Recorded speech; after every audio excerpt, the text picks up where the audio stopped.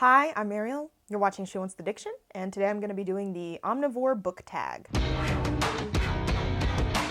Now, I kind of knew that I wanted to film again this week, since apparently my response to the holidays is just to film as many videos as possible, which I'm fine. I mean, if that's the alternative to being sad, like holiday depression, like, I'll keep filming videos. I don't give a shit.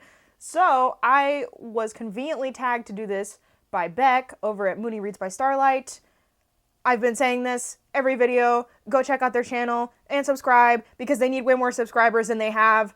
And the way they talk about books is amazing and very in depth. And I get like hella recommendations from them. So like, just go do it. Like, it's not even a request anymore. Like, it's an order. So I'm gonna need y'all to go do that right now. This tag, shit, I forget who created it. I don't know that I even looked at it, but I'm so sorry, original tag creator. But the whole point of this tag is to pick. It's basically like you read widely, right? So you're gonna pick 4 different categories / genres that you read in, and then you're gonna try to answer these 3 questions about them. And I think it's kind of what are your faves from this genre? What are you currently reading, or the last thing you've read from that genre? And then like next thing you wanna read from that genre. So I'm gonna go by category, I guess. And the categories that I chose were sci-fi, poetry, memoir, and comics / graphic novels. So let's just get started. As far as science fiction goes, I feel like this might be kind of a surprising one if you haven't like watched me for a while or like know me pretty well, just because I feel like I'm not like, I don't really consider myself like, I love science fiction, but I don't know that I would consider myself like a sci-fi reader, because I feel like I'm not up on like all the contemporary stuff. But if you look at a lot of my favorite books, a lot of them have like sci-fi, they are sci-fi, or they have sci-fi elements to them. And so, yeah, I don't know that I would like consider myself widely read in sci-fi, but I do like sci-fi. And so, to again repeat myself, because I've talked about these books dozens of times on this channel at this point, but some of my favorites, we've got Annihilation by VanderMeer, which I talk about all the time, have a complete reading vlog where I read it, raved and rambled about it. Not gonna bore you guys again. We've also got Ender's Game, another one that I feel like I've talked about constantly lately. So again, not going to bore you guys with that one. One of my favorite books that I read this year, The People in the Trees, which I already talked about, again, had a sci-fi element to it. We got this chilling right here, Flowers for Algernon. Now, the first time that I ever read this was in middle school, but I reread it, I'd say probably within the past year, and I still, like, really like it. Like, I fully recognize there are kind of some problems with it, but I still like fundamentally really appreciated it for what it is. And it's very accessible. That's another thing about like my favorite science fiction. I feel like it's all stuff that's accessible and it's not steeped in this overly technical, detailed, incomprehensible language, because I just feel like you don't have to use that type of language to tell a good sci-fi story. And another of my faves, which I read last year and did a whole review on, was Dawn by Octavia Butler. And I'm kind of in the process of like trying to read all of her work, because next year I would like to read more sci-fi. Like, I've realized I really like sci-fi and I really enjoy it, and I feel like it's not a genre, like BookTube seems to be, to me, like more like literary, nonfiction, YA, and like I don't really like look for sci-fi books specifically. So like next year I'm really wanting to do that and just try to find just some more sci-fi books, if that makes any sense, and sort of explore that genre more. Okay, so now it's time to talk about the last sci-fi book that I read. This would be Alien Echo by Mira. I love girls. I love the Alien franchise, and I thought, you know, if you put lesbians and you put, you know, Shauna McGuire writing it and you combine it with queering the Alien franchise, that it would be amazing. But I actually found myself like really annoyed by it, and I wrote a whole review on Instagram that I will link for you guys. But essentially, like, a lot of the language and slang that was used really annoyed me. It was a lot darker and gorier than I thought it would be. I wasn't a big fan of the romance. It kind of felt just very shallow, surface level sort of compulsory diversity to me. I don't know how to describe it. Like, none of the characters really had like character traits, including the main character's girlfriend, who I assume was supposed to be black. I don't know, I didn't end up enjoying it. Like, you'd think you get the fusion of all these elements together and I would love it, but it really made me question like whether or not I've outgrown YA. Like, that was how much of a trip I was having while I was reading it.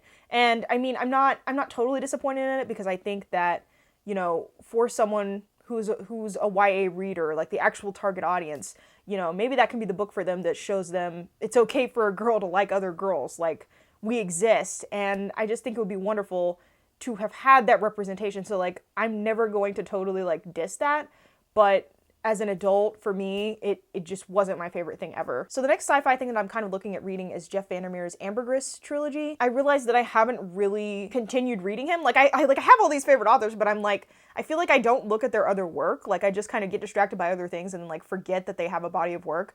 And this trilogy was kind of the thing that he did right before the Southern Reach trilogy. So I'm thinking if I go back and read it, it might be before, like I read one of his short stories that was very abstract, very convoluted, very confusing, not enjoyable at all. And I think his writing style really changed a lot between, I think it's The World is Full of Monsters and then Annihilation. So I'm hoping if I go back a little step and try to read something in between that I might still end up liking it.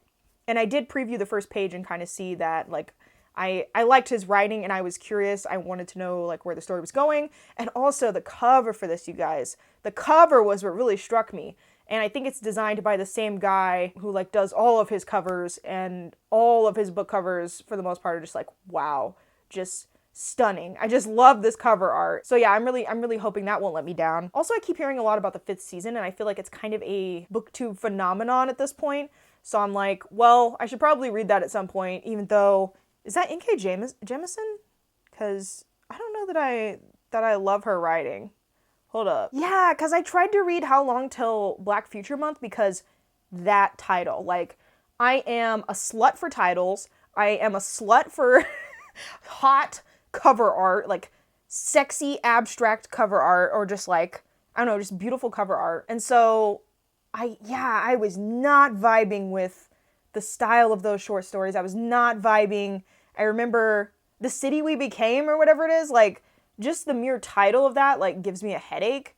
I don't know why, just because, like, a city coming alive just sounds like the worst thing ever to me, but, you know, what do I know? Someone's gonna come for me, I already fucking know, but yeah, I don't know, I might have to reconsider that. Like, I keep hearing good things about it, but I feel like the writing style is just not for me. The next genre is poetry, and it's only kind of recently that I've really been re-exploring my interest in poetry, and I've been reading like a lot of contemporary poetry. Like, I feel like there were always poets that I liked in school, particularly the one that I remember is like Langston Hughes, but I don't know that I like have favorite poetry books. I just think, you know, I had like one or two poems that I liked in school, and then like I've always written poetry. I took a course on poetry in college, and I don't know, I've just always kind of been interested in poetry, but I feel like only recently am I reading contemporary poets and queer poets and poets of color, and that's just been just amazing, because I feel like that representation was not there in school, and I didn't find a whole lot of things that we read in school that I like really connected with. So it's just been a great experience, but I don't feel like as a result I have that many favorites because I haven't been reading contemporary poetry or specifically reading poetry for that long. But the faves that I can think of off the top of my head, again, one that I mention all the time, this is Vivek Shraya's Even This Page is White. I think about things from the title poem in here all the time. I wrote a blog post about Black exceptionalism and how I was personally very affected by it, which I will leave down below if you want to read it. But this book is like my heart. It is so raw, it is so honest, it is so unfiltered. It's perfect.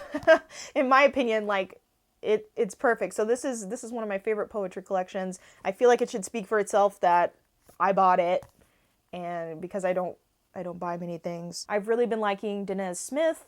Their performances, I really like slam poetry, and their performances are just like, I love everything. I love their voice, the tone, the cadence, the way that they perform it, and then like their actual poems are just beautiful. Probably my favorite collection from them right now is Homie, which I actually bought for a friend of mine this Christmas. I've also read a lot of Tommy Pico this year, which I believe I found actually because Jen at Remembered Reads read part of his poem, I don't remember, on her channel, and I found it really intriguing, and I was like, okay, I have to look this person up and like find out who they are, because like it was just so good. And I feel like I never would have like gotten into reading Tommy Pico if, you know, she hadn't done that. So I'll try to find that video and link it for you guys if you want to go and see what I'm talking about. The last book of poetry I read, this was Bone. This is by Yrsa Daley-Ward. And she's one of those, like, I feel like she gets grouped into like the Insta Poets category, kind of like with Rupi Kaur. I really have no hate to Insta Poetry. Like, I remember liking Rupi Kaur when she came out, and I also feel like I used to follow both of their Instagrams. But there were certain poems in here that I thought were really, really good. Maybe don't read it all at once because it's like a lot of trauma. Generally, I feel like I like her poetry, but there were definitely ones that I would cherry pick out of here as being my favorites as opposed to like recommending this whole book. For my next book of poetry I would like to read, I actually have this still sitting here. This is Daylight by Roya Marsh, and I still haven't gotten to it. Hopefully I will. I've also been thinking about Shame is an Ocean I Swim Across. This is by, I think her name is Mary Lambert. You might remember her because I think she is the one that's on the song with Macklemore, like Same Love.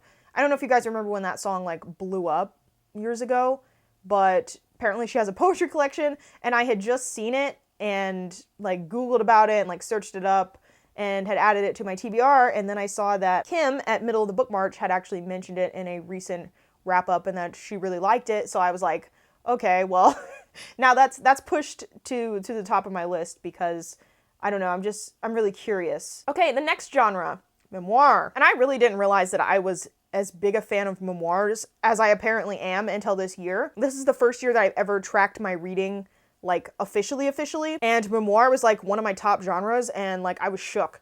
Because I was like, really? I like memoirs that much?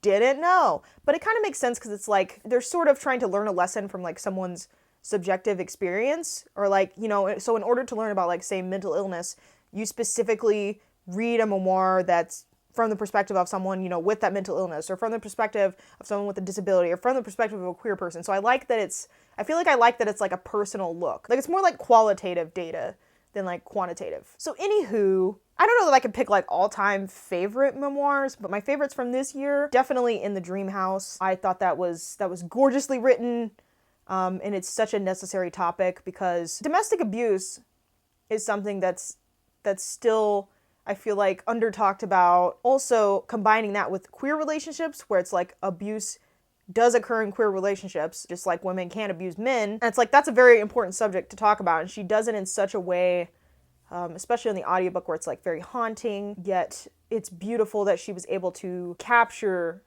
what that experience feels like so well. And I will link to my review where I said it much more eloquently. And some of my other favorites from this year are All Boys Aren't Blue and Heavy. And All Boys Aren't Blue, honestly, just feels like it was like meant for me.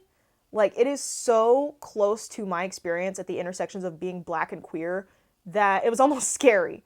Like, I'm not saying I had every experience that the author did, but so many things were so similar. And it's honestly the memoir that we should have had. Like, all queer kids should have been able to have this. And he talks a lot in there about how, you know, we as young queer kids did not have a blueprint growing up. We did not have anyone to guide us. Like, we did not have, like, mentors. And now, because the publishing industry is just starting to change and more diverse voices are starting to be published, like, now kids will have someone to look up to and someone to give them that guidance and books that have characters like them and all that stuff. And I was just like, I could not agree with you more. Like, this is what I needed, you know, when I was a baby queer. And then Heavy is another Black memoir, and heavy refers to, you know, two different types of heaviness. One is he is physically heavy, like he struggles with an eating disorder, and the other is like the heaviness of generational trauma that Black people experience, and kind of the weight of living with that trauma. And so the way that he expresses things in this memoir is just so honest and so poetic. And I highly recommend the audiobook of that one, because he gets such a momentum to his words that it's almost like you feel like you're in church, you know, like when the preacher or the pastor gets like a momentum to their words. It was like that, but like non-Christian version. You know what I'm saying? Like, it was just his words were so beautiful that it was like, preach, you know? So those are probably my favorite memoirs that I've read this year. Okay, and memoirs I just finished. I just finished the Collected Schizophrenias. I had very mixed feelings about it. It is an essay collection that's written from the perspective of a woman that has schizophrenia. I think it is a very misunderstood mental illness, and I thought this book was like very necessary. Like, I'm glad that we have own voices work from someone that actually lives with it and has it. But at the same time, I was annoyed by, you know, the way that she kept like name dropping Yale and the brands of her clothing and emphasizing that she knows how to dress really well and is obviously like very moneyed. Like, I just found a lot of it very annoying. And also it kind of went off the rails for me at the end because she starts sort of seeking out like occult cures or like things that aren't necessarily proven to do anything. And it's sort of like one of those placebo effects where it's like, well, if you think this is helping you, then I guess it helps you. But at the same time, I'm not sure that that's like, I feel like these healers and shamans and all those type of people are like taking advantage of the fact that, you know, you are sick or you are ill, and they're profiting off of that. And I didn't like that ending to it. Like, live your life, be free. But at the same time, I was just like, I feel like those people are scamming you. And then as far as like essay format, I feel like it wasn't really working for me. Like, I don't know why she made it essays instead of just chapters, because honestly, like, that's how I read it. Like, it seemed like everything was kind of interconnected, even though there were specific essays that she wrote that really stood out to me. And one was like her debate over whether or not it would be ethical for her to have children, since schizophrenia is genetic and can possibly be passed down.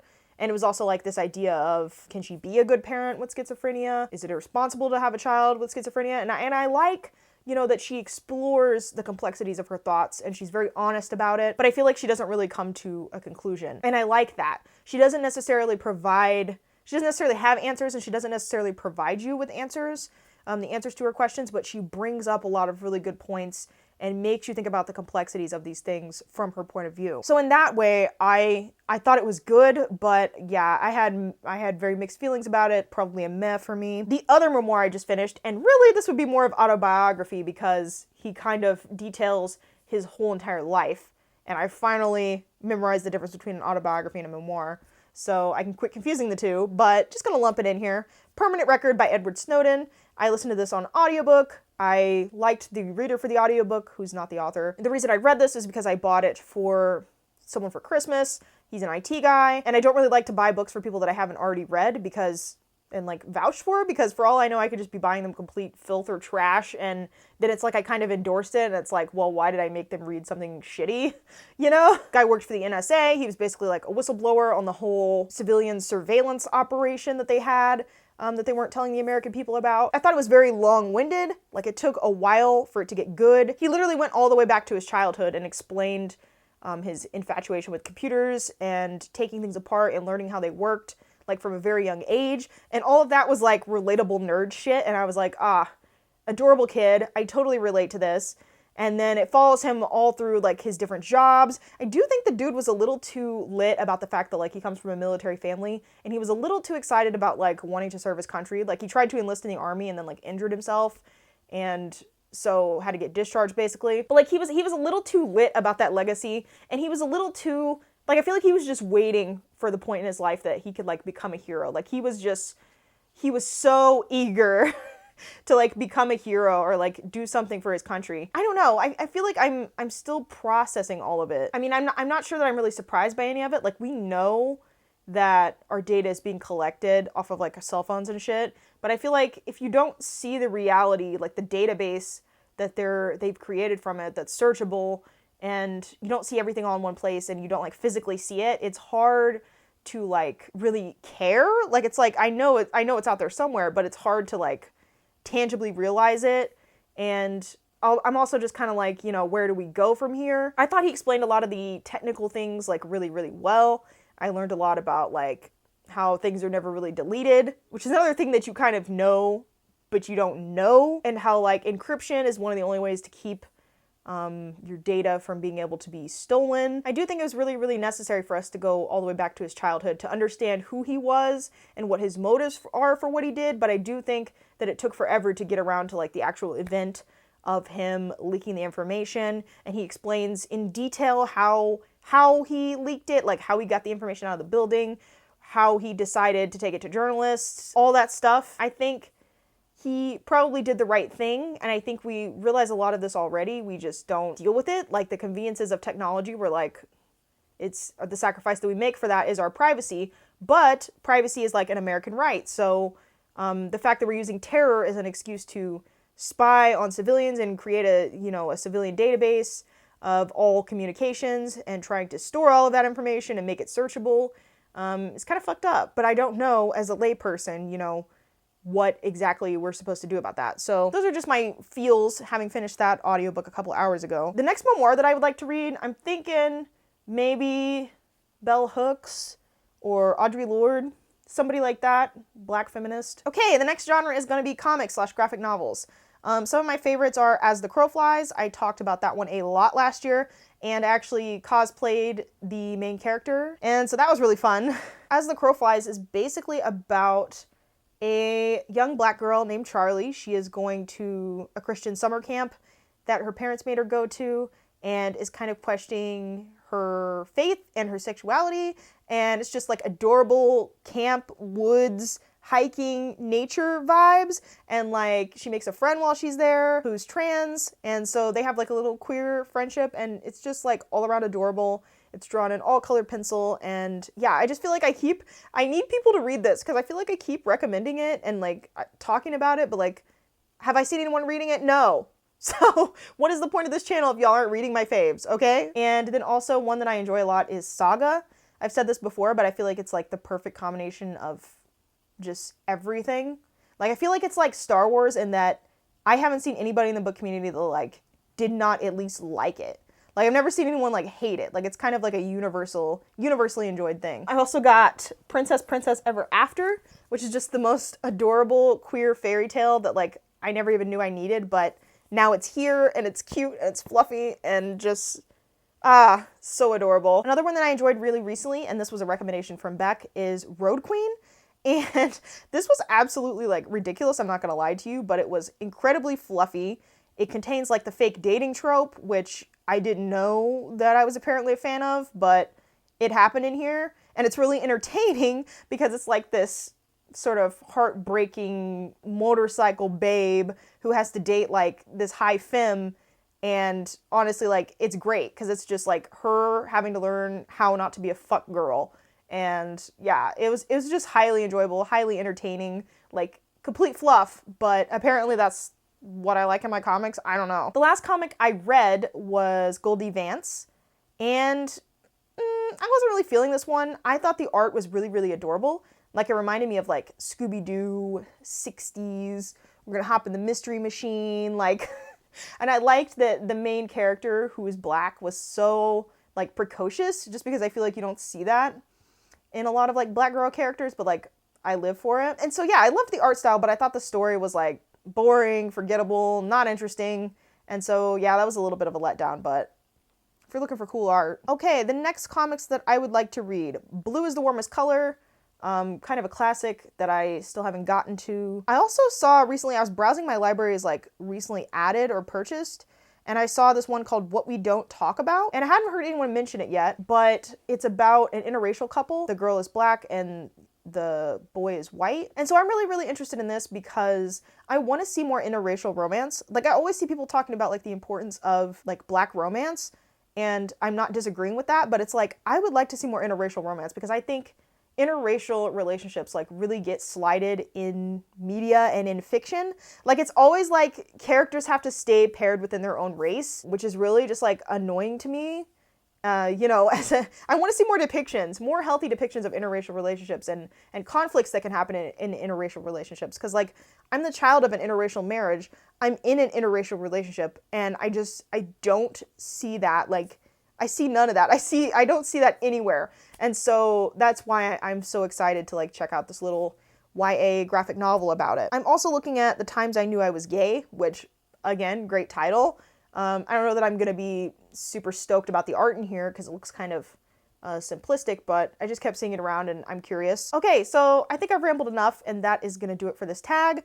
I suppose I should tag some people. So let's think of people that I know that read diversely. I'm gonna tag Jin at Remembered Reads. I'm gonna tag Lydia at Lydia Holmes. I'm gonna tag Priscilla at Bookie Charm. I'm gonna tag Veronica at, I think her channel name is Tutankhamen18.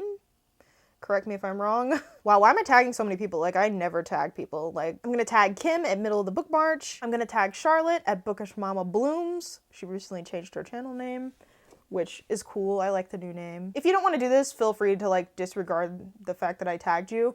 And if you weren't tagged, I don't hate you. I still want to see your tag. Like, I would still love for you to do it. And I kind of hate tagging people just because I feel like it's like, you're like disincluding people. Is disincluding a word? I don't know, but it should be. And, you know, I hate to do that because it's like, I don't want to come off as cliquey because I feel like I'm not cliquey. Like, I'll talk to anyone. Like, whether I vibe with you or not, that's another story, but like, I'll talk to anyone. You know, like, I'm not opposed, and I don't want to act like I have a clique on BookTube or something. Like, I think we all have our friends, but like, I don't want to be a cliquey person, you know? So anyways, that's enough rambling from me. Thank you guys so much for watching, and I will see you in my next video. Peace.